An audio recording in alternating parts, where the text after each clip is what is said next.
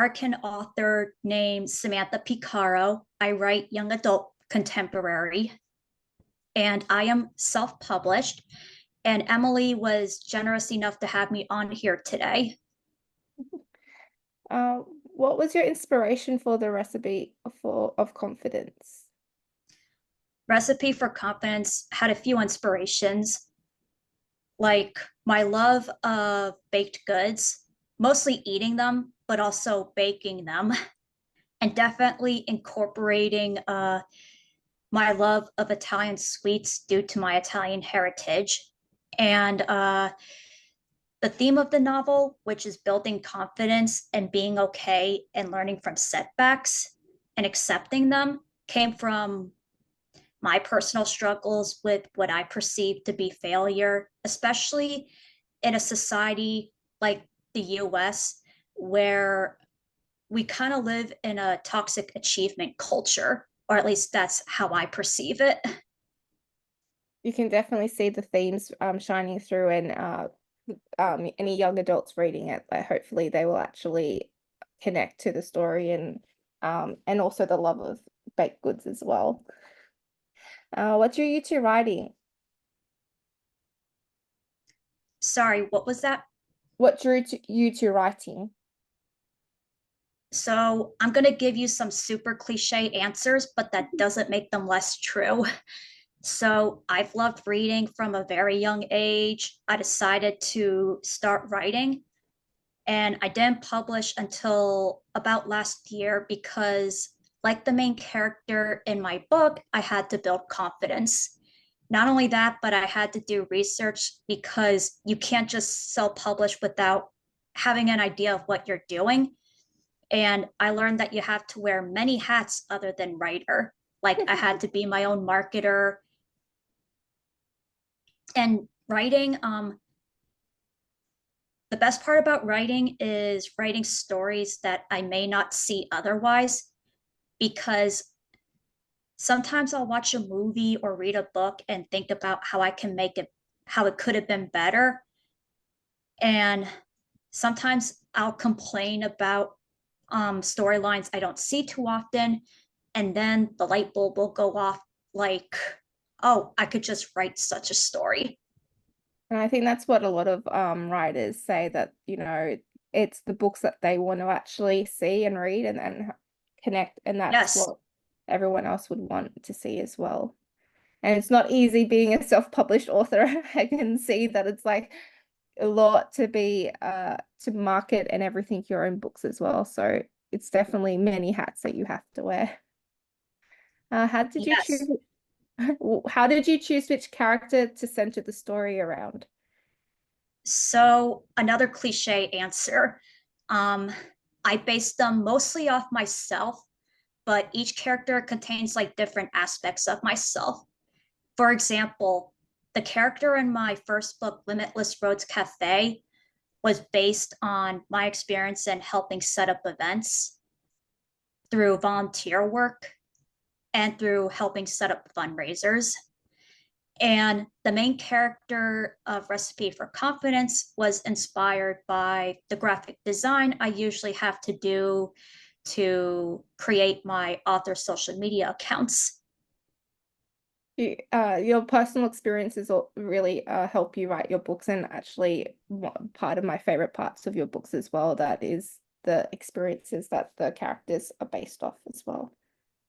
I feel Uh, like every author does it, and I feel like it's kind of impossible not to because you write what you know. And even if yeah, you don't intend to, part of yourself shows up. yes. And I love seeing that part of the characters as well, like what part of the author is actually in their characters as well. What is your approach to world and character building? So, like the plot, I like to make outlines and I like to make a list of characters and a list of the traits that the setting in the book might have. Like I'll make a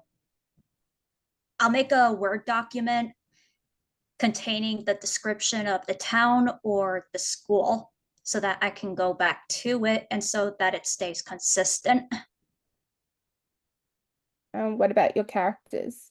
Is it, you said that you were based off traits. Is it similar, just, or how do you come up with like their personalities and their actual description? Again, they're kind of based off of me, and the side characters, they're like a mishmash of real life people and the kinds of characters I've seen in media, the kind of character archetypes that I tend to enjoy. That's really interesting, and you know, it's always going to be how you go, like, oh, this person I think should be a character, or that I really like this aspect of them to write into a book. How would you describe Recipe for Confidence in 5 words? Oh dear. Okay, so cute, fast paced, lighthearted, heartwarming, and sweet, pun intended. I love it. Do you have a favorite moment in the book to write? So I'm going to try not to give any spoilers. So the book revolves around the main character's aunt's bakery, and the bakery becomes famous for selling setback cakes, which celebrate and help people accept setbacks and learn from them, accept that they're a natural part of life. And there's a scene where the main character's mother finally comes to terms with a setback that happened in the family's past, and she orders a setback cake and shares it and eats it with the main character, aka her daughter. Oh, such a sweet moment as well to have written as well. What's your favorite book growing up? Hmm.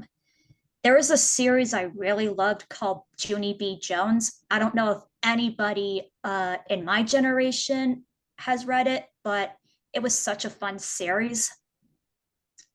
I have never heard of that that series. I feel like over here in Australia, we don't really get, unless it's like really popular, we have like a different set of series that we read. So I have to definitely look up that series.